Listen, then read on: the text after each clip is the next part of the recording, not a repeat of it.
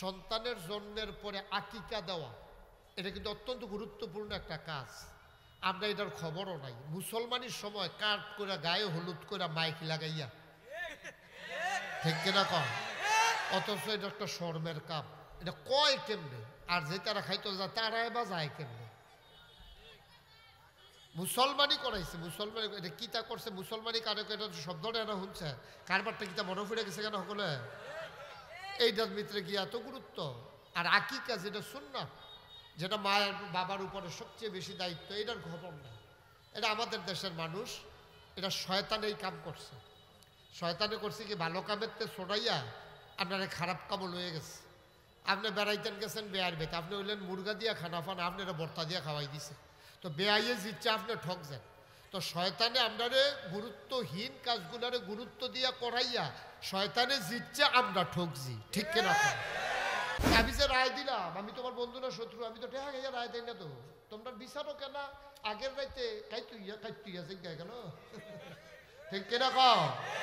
তোমরা যেসব বিচারক আগের রাইতে কাইতুই জিজ্ঞা, এবার বাইতে বরদুষি আরো আইব 2000 টাকা রিক্সা ভাড়া আসেনি কারবার ভাইসা মেলো যাইবেন যে 2000 টাকা পিসা বুঝলে কয়ে গেছে, আগের টাকা কেমন যেত না, টেহা না তো রিক্সা ভাড়া।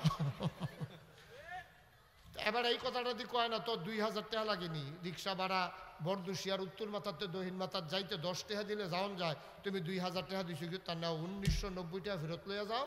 10 টাকা যখন তুমি রিক্সা ভাড়া দিতে যখন চাও, এই 10টা টাকা রিক্সা ভাড়া রাখলাম, 1990 টাকা ফেরত। এইটা তো আপনি কোন না, আপনার না আল্লাহর বান্দা, আপনার না হজ করে আইছেন, আপনার না মসজিদ কমিটির সভাপতি, আপনার না গেলে না একামত হয় না। তা আপনার মতো মানুষ আগের রাইতে টেহা খাইয়া বিচার বেড়ায় কাজ করে লাইছেন, আপনি দুই নেই কাজ করে লাইছেন আপনি। তরিক সশ্রদ্ধ সালাম, আসসালামু আলাইকুম ওয়া রাহমাতুল্লাহি ওয়া বারাকাতুহু।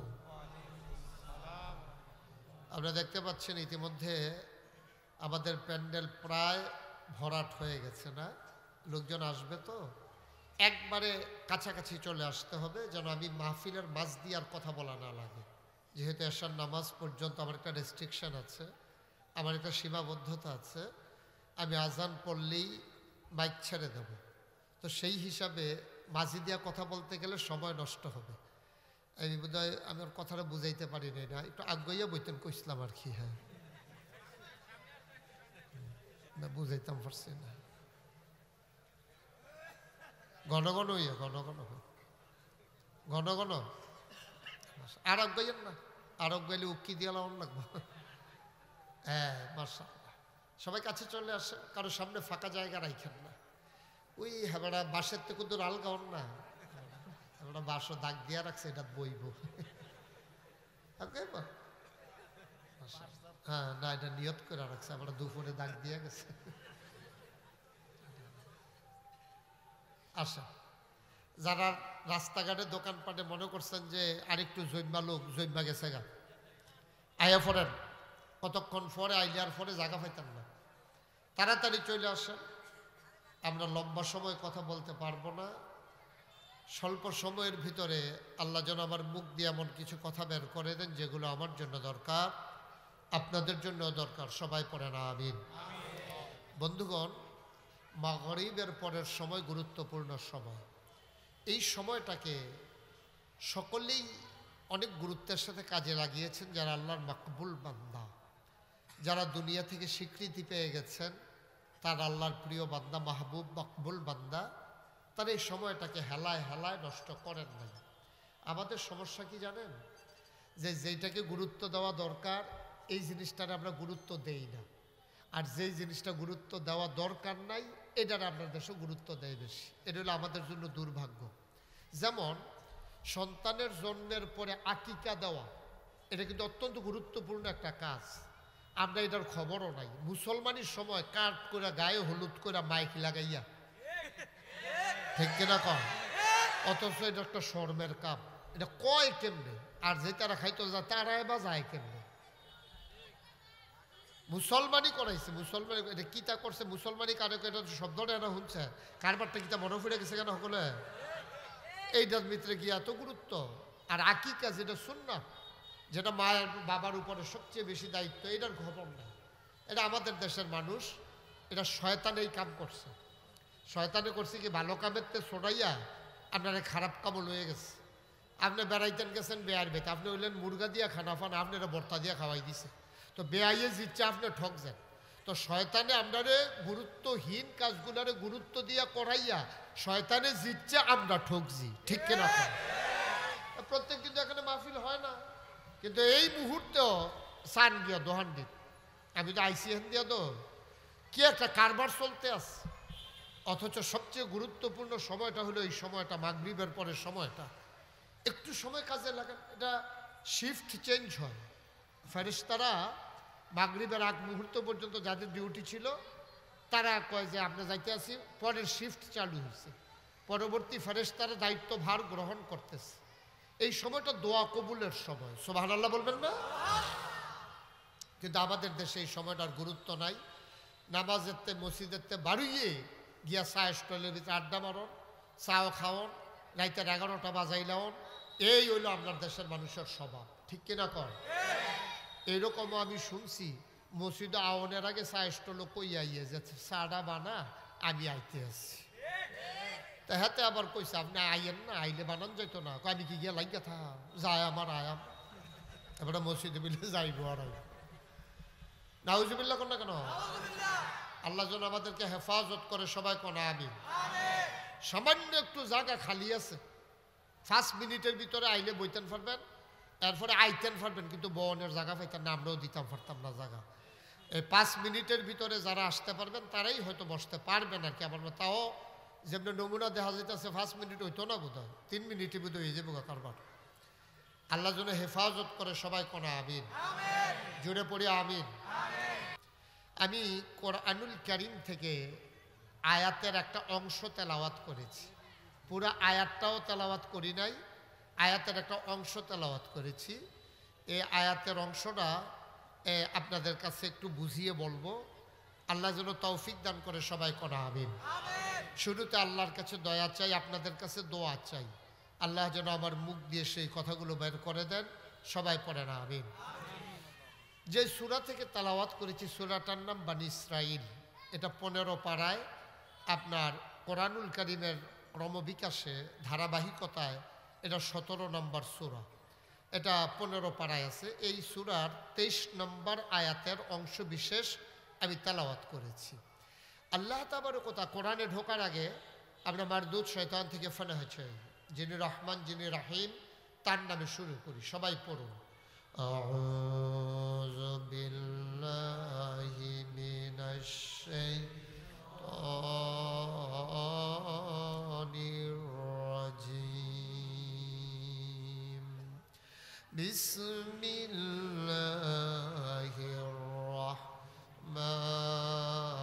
রাহমানির রাহিম। অভিশপ্ত মারদুদ শয়তান থেকে ফানা হয়েছে, যিনি রহমান যিনি রাহিম, তার নামে শুরু করছি।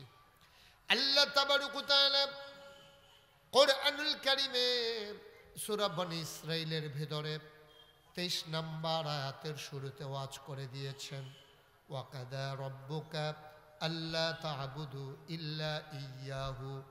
আল্লাহ ফয়সালা দিয়ে দিয়েছেন, একেবারে সহজ করে বলবো, গভীর মনোযোগ, খরগোশের মতো কান খাড়া করে মাছের মতো নিষ্পলক নয়নে কথা শুনবো ইনশাআল্লাহ। সবাই পড়ে আমিন। সবার মোবাইলগুলো বন্ধ করে দেন, যারা রেকর্ড করছেন হাতে ধরে তারা মোবাইলগুলো বন্ধ করেন, যারা মোবাইল আছে পকেটে তারা সাইলেন্ট করে নেন। পারস্পরিক কথা বলা যাবে না। যারা দাঁড়িয়ে আছেন বসে পড়ুন, যারা দাঁড়াইছেন দ্রুত বসে পড়ুন, কম সময়ের ভিতরে বসে যান, আল্লাহ যেন কবুল করে, সবাই পড়েন আমিন। আল্লাহ বলছেন ফয়সালা দিয়েছেন, আল্লাহ রায় দিয়ে দিয়েছেন, সিদ্ধান্ত দিয়ে দিয়েছেন। এই ব্যাপারে কথা বলার, আপিল করার আর কোনো সুযোগ নাই, চূড়ান্ত সিদ্ধান্ত। যেমন বাংলাদেশে নিম্ন আদালতে রায় হয়, তারপরে এটা আস্তে আস্তে উপরের দিকে যায়, জজ কোর্ট, হাইকোর্ট, সুপ্রিম কোর্ট, তারপরে আপিল বিভাগ, এভাবে উপরের দিকে উঠতে থাকে। একেবারে আপিল বিভাগ থেকে রায় হয়ে গেল, ফয়সালা হয়ে গেল, আর আপিল করার সুযোগ নাই। আর কোনোভাবেই এ ব্যাপারে কথা বলার কোনো সুযোগ নাই। আল্লাহ বলছেন, ফয়সালা দিয়েছেন, ওয়াকাদা রব্বুকা, তোমার যিনি রব, তোমার যিনি আল্লাহ, তোমার যিনি লালনকারী পালনকারী, জীবনদাতা, বিধানদাতা, হায়াতদাতা, মৌতদাতা, রেজেক দাতা, তোমাকে যিনি বানিয়েছেন, যিনি বানানোর পরে তোমাকে মানুষ করে বানালেন, বলেন সুবহানাল্লাহ। কি দরদ, কি দরদ নিয়ে বলছেন দেখেন, ওয়াকাদা রব্বুকা, তোমার রব, তোমার রব ফয়সালা দিয়েছে। যদি আমি তোমার আব্বাই কইতে আছি, আর মানে কি আমি তোমার খারাপ চাই না, আমি তোমার আব্বা, আমি তোমার আম্মাই কইতে আছি, আমি তোমার আব্বাই কইতে আছি, পুত্রে এই কামটা ভালো না, আমি তোর আব্বা, আমি তোর আব্বা, আব্বা আমি তোর আব্বাই কইতে আছি, এই কাজটা করা ঠিক না। তো ফুতে চিন্তা করে, আব্বাই যখন কইছে, বাইরের মানুষ আর আব্বা এক জিনিস না। বাইরের মানুষে আমার পক্ষও কইতে পারে, বিপক্ষও কইতে পারে, আমার আব্বাই দেওয়ানের লেগেও কইতে পারে, ফিসানের লেগেও কইতে পারে, আমার ইজ্জতের লেগেও কইতে পারে, আমার বেজ্জতির লেগে কইতেও পারে। যেহেতু আব্বাই কইছে, তাইলে ফুতের লেগে আব্বা কোনো শত্রু না। এর লেগে আল্লাহ কি সুন্দর করে কয় দেখেন, কয় ওয়াকাদা রব্বুকা, তোমার যিনি রব, তোমার যিনি রব, আমি রব, তোমার ব্যাপারে ফয়সালা দিয়ে দিলাম। এখন ফয়সালাটা বুঝছি, রব মানে কি এটা আমরা বুঝি নাই। আমরা মনে করি, আমি যদি কই এখন রব মানে কি বুঝছেন, কয় আল্লাহ, কয় না রব মানে শুধু আল্লাহ না, রবের অনেক ব্যাখ্যা, অনেক বিস্তৃতি।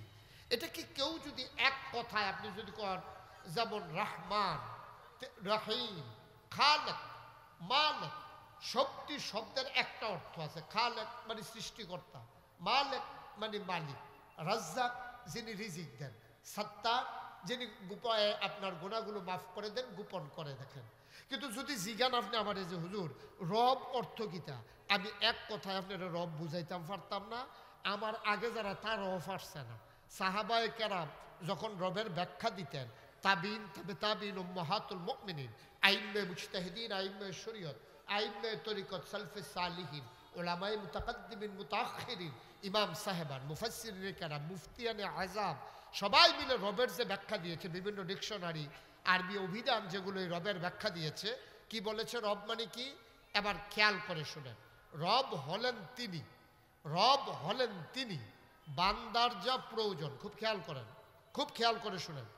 আমি এই ওয়াজ সহজ করে বুঝাইয়া কনের ভিতরে আমারে অনেকে কইছে আমি ফার্স্ট হইছি, এটা কোনো পরীক্ষা হইছে না, আমি যে বুঝাইয়া কইতাম পারি এটা অনেকে কইছে, আপনি হুজুর যেমন সহজ কইরা ফানির মতো বুঝাইয়া কইতেন পারেন, আমরা এমনি সহজ করে বুঝাইতাম গেলে আরো ফেস লাগিয়া থাকে।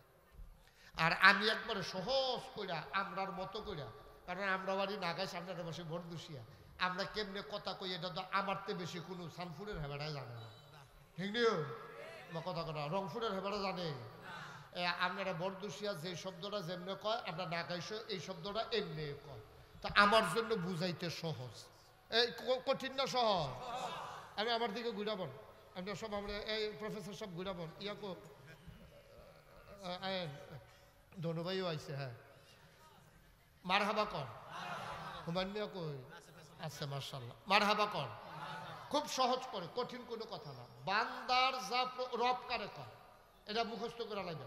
রব কারে কয়, বান্দার যা প্রয়োজন, সেই প্রয়োজনীয় জিনিসটাকে প্রয়োজন মতো, প্রয়োজনের সময়, পরিমাণ মতো চাওয়ার আগে, খেয়াল করেন কইলাম, বান্দার যা প্রয়োজন, সেই প্রয়োজনীয় জিনিসটা প্রয়োজনের সময়, পরিমাণ মতো চাওয়ার আগে যিনি বান্দাকে দিয়ে দেন, তিনি হইলেন রব। সুবহানাল্লাহ বলবেন নাকি? যেমন তেমন কথা মনে করছেন? এটা কি চারটিখানি কথা মনে করছেন? আপনার কি প্রয়োজন আপনার আম্মাই কোনো জানে না, আপনার কি প্রয়োজন আপনার আব্বাই কোনো জানে না। যদি জানতো, আম্মায় আব্বায় তারা মেলামেশা করছে, তারা বিয়ে হয়েছে, বিয়ের পরে তারা মেলামেশা করছে, মধুর মিলনে লিপ্ত হওয়ার পরে বাবার পিঠ থেকে, মায়ের বুক থেকে 2 ফোঁটা পানি সবেগে নির্গত হয়ে মায়ের ইন্টেন্সিভ কেয়ার, মায়ের সুরক্ষিত দুর্গ, মায়ের রেহেমের ভিতরে গিয়া 2 ফোঁটা পানি একসাথে হয়েছে। মেডিকেল সায়েন্স বলে যে পিতার পানির ভিতরে যেটা থাকে এটাকে বলে শুক্রাণু, মায়ের পানির ভিতরে যেটা থাকে এটাকে বলে ডিম্বাণু। শুক্রাণু এবং ডিম্বাণুর মিলনে জীবনের পয়দা হয়। এই জন্য অনেক কাকরোল গাছও কাকরোল ধরে না, কয় যাত্রা বেড়া পড়ছে। তখন তারা করে কিতা যে তারা কাঁকরোল বাগান করে তারা বেডি ফুলের তেল না বেড়া ফুলের লগে লাগাই দিলে এরপরে মাশাআল্লাহ ফুলের ভিতরে কাঁকরোল হয়ে যায়। সুবহানাল্লাহ কথা দিই। কারণ শুক্রাণু ডিম্বাণুর মিলন ছাড়া কখনো কোনো জিনিসের সৃষ্টি হয় না। তো মা বাবার মায়ের যেটা পানিটা এটার ভিতরে থাকে ডিম্বাণু, বাবার পানির ভিতরে থাকে শুক্রাণু। মায়ের বাবার মিলনের কারণে মায়ের ইন্টেন্সিভ কেয়ার, যেটা আমরা রেহেম কই, যেটার ভিতরে বাচ্চা দানি বাচ্চা থাকে, এইটার ভিতরে গিয়া 2 ফোঁটা পানি এক লগ হয়ে যায়। এক লগ হইলে শুক্রাণু আর ডিম্বাণুর কি হয়, মেলামেশা হয়। যখন একসাথে হয় তখন এই শুক্রাণু এবং ডিম্বাণু 2 ফোঁটা পানির ভিতরে হাজার হাজার জীবন থাকে। কিন্তু আল্লাহর উদ্দেশ্য হলো আপনারে আল্লাহ রাখবো। তো হাজার হাজার রাখলে মার একদুরা থলির ভিতরে হাজার হাজার মানুষের এফাস লেগে যাবো। আল্লাহ সব দিনে মাইরা মাত্র একটারে, সুবহানাল্লাহ কয় না তো, মাত্র একটারে বাঁচাই রাখে। এটা হইলেন আপনি, সুবহানাল্লাহ কয় না। আপনি এমনি এমনি আইসেন না, আপনি এমনি এমনি আসেন নাই। আপনার মা বাবা মিলনের কারণে হাজারো জীবন নষ্ট করে একটা জীবন বাঁচাই রেখে আল্লাহ আপনাকে ওই নাপাক পানি ফোঁটা রক্ত বানিয়ে দিয়েছেন। ফোঁটা রক্ত গোশতের টুকরা বানিয়েছেন।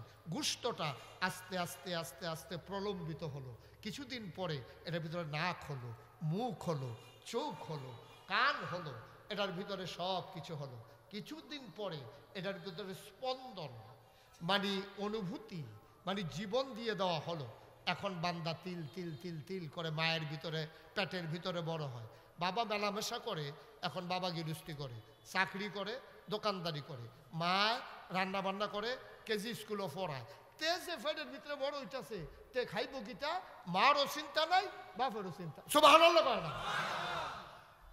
তে বড় হইতাছে মার ফেরো, এবারে মেলামেশার কারণে তে মার গর্ভের ভিতরে গেছে।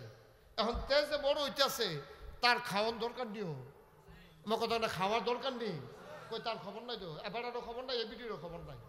এবারে গিয়ে গৃহস্থী করে এবিটি গিয়ে ঘর রাঁধবে। তে যে ফাড়ের ভিতরে বড় হইতেছে তা খাইব কিতা, আল্লাহ কয় দরকারও না, তোমরা চিন্তা করো লাগতো না, তোমরা মা বাপের আমি চিন্তা সারছি, তোমরা যে তার লেগে কিতা করবে এটা আমার বুঝ হইছে, তোমরা চিন্তার দরকার নাই। যেহেতু তে ফেরের ভিতরে বড় হইতাছে, বান্দা আমার চিন্তাও আমার, সুবহানাল্লাহ কয় না। কি আল্লাহ এটা, কি আল্লাহ এটা? আপনি কি চারটিখানি কথা মনে করেছেন? আপনি কি যেমন তেমন কথা মনে করেছেন? এই তিনি হইলেন রব। বান্দা ফেডের ভিতরে বড় হইতাছে, মায় বাপে জানে, কিন্তু তার কি দরকার মায়ও জানে না, বাপেও জানে না। বান্দার যা দরকার, দরকারি জিনিসটারে সাওনের আগে পরিমাণ বেশিও দেওয়া যেত না, পরিমাণ মতো, সুবহানাল্লাহ কয় না, পরিমাণ মতো প্রয়োজনীয় জিনিসটাকে প্রয়োজনের সময় যিনি দিয়ে দেন তিনি রব। এখন বান্দা বড় হইতাছে, কার কি প্রয়োজন? তার খাবারের প্রয়োজন। তো তার যদি ফ্যাটের ভিতরে রুটি দেয় তাহলে প্রস্রাব পায়খানা করতে হবে, পানি দিলে প্রস্রাব পায়খানা করা লাগবে। এখন ফ্যাটের ভিতরে এত ওয়াশরুমেরও ব্যবস্থা নাই, এখন তারে কি খানা দিলে ভালো হইব দুনিয়ার কেউ জানে না, জানেন কে?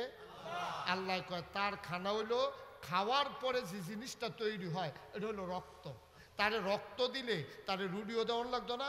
আমরা যে রুটি খাই, গুস্ত খাই, দুধ খাই, ভাত খাই, সব কিন্তু রক্তের লেগে খাই, সুবহানাল্লাহ কয় না। তো সব যেই জন্য খাই সেই জিনিসটা দিয়া লাইলে তো আর আগের জিনিসটি দরকার নাই।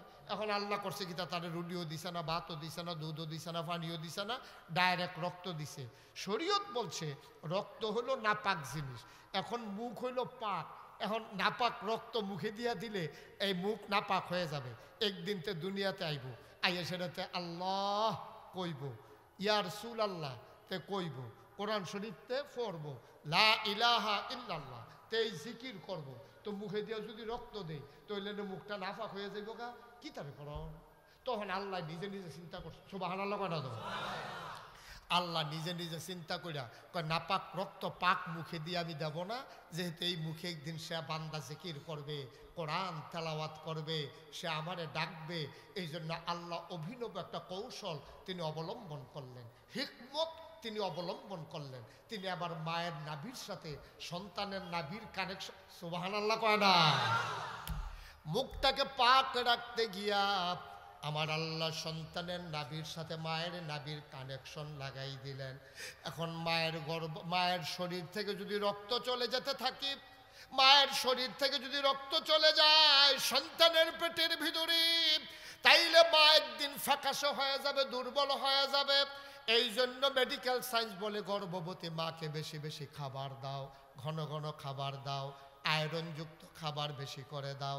তারপরে আল্লাহ কয় খাবার দিয়া পুষাইতে পারবা না, এই জন্য মায়ের স্বাভাবিক একটা কার্যক্রম আমি বন্ধ করে দিলাম। মায়ের মাসে মাসে যেই রক্তটা আমি মাসিক নামে বের করে দিতাম, এই রক্তটা বন্ধ করে সন্তানের নাভির সাথে মায়ের নাভির কানেকশন লাগাইয়া আমি আল্লাহ তাবারক ওয়া তাআলা সন্তানের লালন পালন করার জন্য ওই মাসিকের রক্তটা সন্তানের নাভি দিয়া বান্দার ওই শরীরে ঢুকাই দিলাম। কি আল্লাহ এটা? তিনি রব। তিনি কে? তিনি রব। রব তুমি মনে করছো তুমি তোমার ফুতের লেগে যেই কথা কাম করছো, তুমি আর ফলে ফুতের খোড়াও দাও, তোর লেগে কি তারে না করছি ফুত? তুই আজ আমার লগে এমনি কথা কস, তাহলে তুমি ফুতের লেগে কি না করছো এটা যদি মনে করো, তাহলে তোমার লেগে তোমার আল্লাহ কি না করছে সুবহানাল্লাহ বলবেন না? এটা দিয়ে একবারও কও না। তুমি তোমার ফুতের লেগে কি না করছো খোড়া দাও ফুতেরে, তো তোমার লেগে তোমার আল্লাহ যা করছে তুমি হেটার কিটা করছো? তুমি আল্লাহরে চিনো না, তো তোমার ফুতে আব্বা চিনবো কেমনে? তুমি নিজে তো আল্লাহ চিনো না। তুমি যদি আল্লাহ চিনতা তোমার ফুতো বাপ চিনতো, ঠিক কিনা কও? তুমি নিজে তো আল্লাহ চিনো না, তোমার ফুতে বাপ চিনবো কেমনে? তুমি যেই আল্লাহ তোমার লেগে এত টান করছে, মার মাসিকের রক্ত বন্ধ করে তোমার পেটের ভিতরে রক্ত দিছে, মা জানে না বাপে জানে না, তোমার তিল তিল তিল তিল করে পেটের ভিতরে বড় করছে। কুদ্দুরা বড় করছে, জেদ্দুর বড় হইলে তুমি মায়ের গর্ভ থেকে বের হইতে কষ্ট হবে না। সুবহানাল্লাহ বলবেন না? শুধু কি তাই?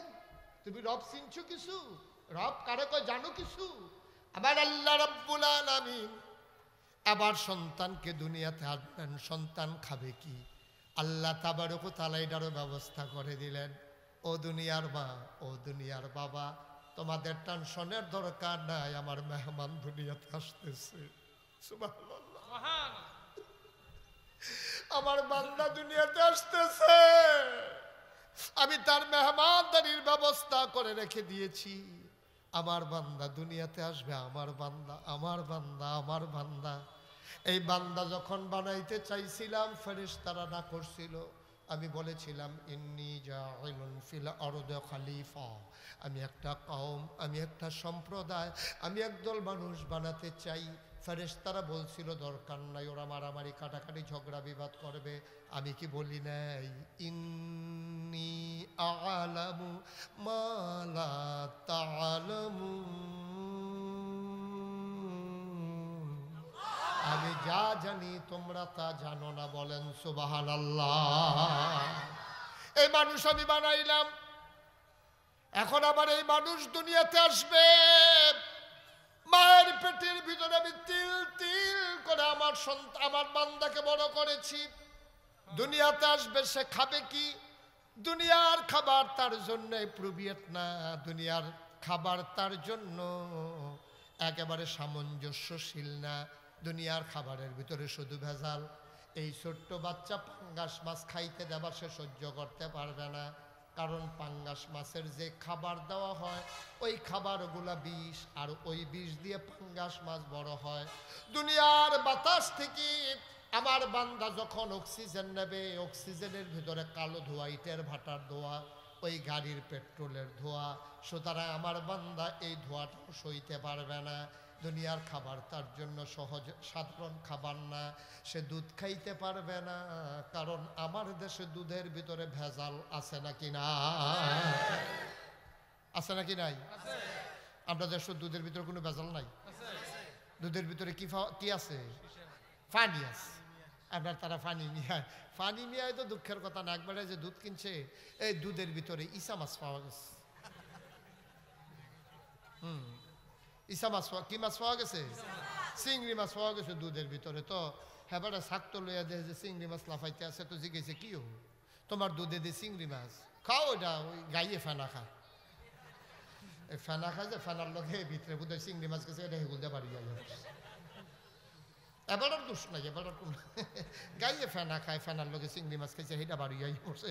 তা এবারের দোষ কি? তো চিংড়ি মাছ তো লাফাইব কেন? হ্যাঁ, নাউজুবিল্লাহ কইতেন না? তোমার বাতাসের ভিতরে দূষিত কালো ধোঁয়া, ইটার ভাট্টার ধোঁয়া, গাড়ির ধোঁয়া, তোমার দুধের ভিতরে চিংড়ি মাছ, তোমার পাঙ্গাসের খাবারের ভেতরে বিষ। আমার এই ছোট্ট বান্দা কিছুই সইতে পারবে না। এবার আল্লাহ চিন্তা করলেন, আমি না রব? সুবহানাল্লাহ, সুবহানাল্লাহ। আরে আমি না রব? আমি তো যা বলতে বল আল্লাহ না রে, আমি তো যা বলতে বল আল্লাহ না। আমি না রব, আমি না রব, আমি বান্দা রব। এই জন্য আমার বান্দা দুনিয়াতে আসবে, আমি মেহমানদারির ব্যবস্থা করে রেখেছি আমার বান্দার জন্য। আপনি আপনার বান্দাকে কি খাওয়াবেন? আমার বান্দা, আমি খাবার রেডি করেছি মায়ের বুকের ভিতরে। যখন বিয়ে হয় মায়ের বুকে দুধ আসে না, সন্তান যখন পেটে আসে আল্লাহ ফোঁটা ফোঁটা করে দুধ জমা করতে থাকেন। সুবহানাল্লাহ করেন না? কেমন আল্লাহ তিনি প্রয়োজনের সময়, যখন দুধের প্রয়োজন তখনই মায়ের বুকে দুধ আসে যতটুকু প্রয়োজন। আল্লাহ তাবারক ওয়া তাআলা বান্দার চুষণের সাথে সাথে এতটুকু দুধ বের করে দেন। দুধরা যদি একটা নালে আসতো তাইলে বান্দার নাকে মুখে উঠে যেত, বান্দার বুকে বান পড়ে যেত, বান্দা দুধ খাইতে পারত না। এই জন্য আল্লাহ বুকের ওটার ভিতরে অনেকগুলা নালা তৈরি করে দিয়েছেন। চুষণ দিলে দুধ আসে, চুষণ বন্ধ দুধও বন্ধ।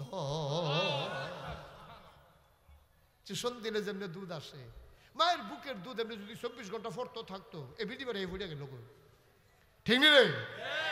এই ভিডিও তো ফুটে গেল, 24 ঘন্টা যদি হুদুদি দুধ ফরতে থাকতো অবস্থাটা কি ছিল?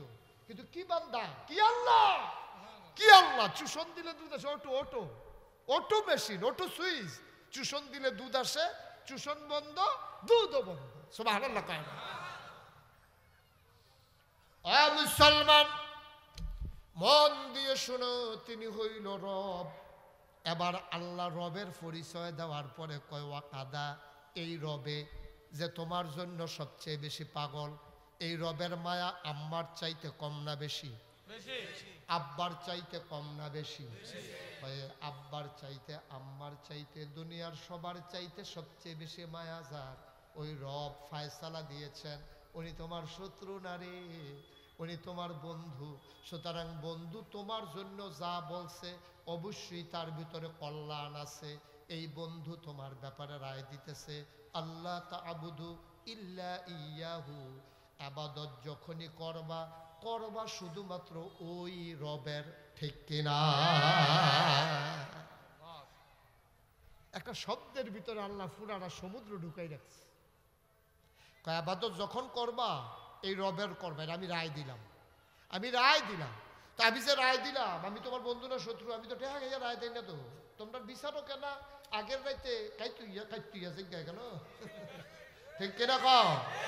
তোমরা যেসব বিচারক আগের রাইতে কাইতুই জায়গা, এবার বাইতে বরদুষি আরো আইব 2000 টাকা রিক্সা ভাড়া। আসেনি কারবার ভাইসা মেলো যাইবেন যে 2000 টাকা ফিসা বুঝলে কয়ে গেছে, আগের টাকা খাওয়ান যেত না, টেহা না তো, রিক্সা ভাড়া। এবার এই কথাটা দিয়ে কয় না তো 2000 টাকা লাগেনি রিক্সা ভাড়া। বরদুশিয়ার উত্তর মাথাতে দক্ষিণ মাথার যাইতে 10 টাকা দিলে যাওন যায়, তুমি 2000 টাকা দিছো, কিন্তু তার না 1990 টাকা ফেরত লইয়া যাও। 10 টাকা যখন তুমি রিক্সা ভাড়া দিতে যখন চাও, এই 10টা টাকা রিক্সা ভাড়া রাখলাম, 1990 টাকা ফেরত। এইটা তো আপনি কোন না, আপনার না আল্লাহর বান্দা, আপনার না হজ কইরাইছেন, আপনার না মসজিদ কমিটির সভাপতি, আপনার না গেলে না একামত হয় না। তা আপনার মতো মানুষ আগের রাইতে টেহা খাইয়া বিচার বেড়ে কাজ করে লাইছেন, আপনি দুই নেই কাজ করে লাইছেন। আপনি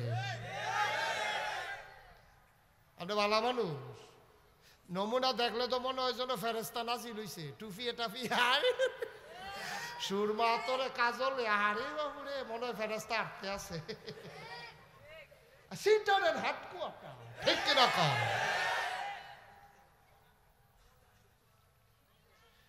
রায় দুনিয়ার কেউ দেয় নাই, টাকা খাইয়া রায় দেয় নাই, তোমার প্রতি দল দেখাইয়া গোষ্ঠী দেখাইয়া রায় দেয় নাই।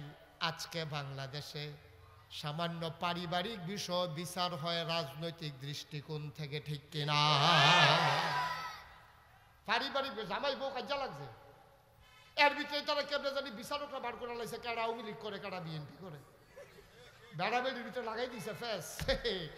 আওয়ামী লীগের তারা বেড়ার পক্ষ লই লাইছে, বিএনপির তারা বেডির পক্ষ লইয়া লাইছে। বিচারের হলো ফিডাফিডি না, মনে হয় যেমন বুট চলতে আছে।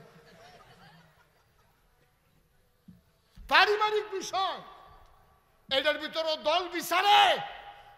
আমরা গজবের কোন জায়গাত গিয়া পড়ছি কও, ঠিক কিনা কও? পারিবারিক বিষয় বেড়া জামাই বউ ফেস লাগছে, দুইজনে দুইটা ধমক দিয়া ফোসাতে মিলাই দে।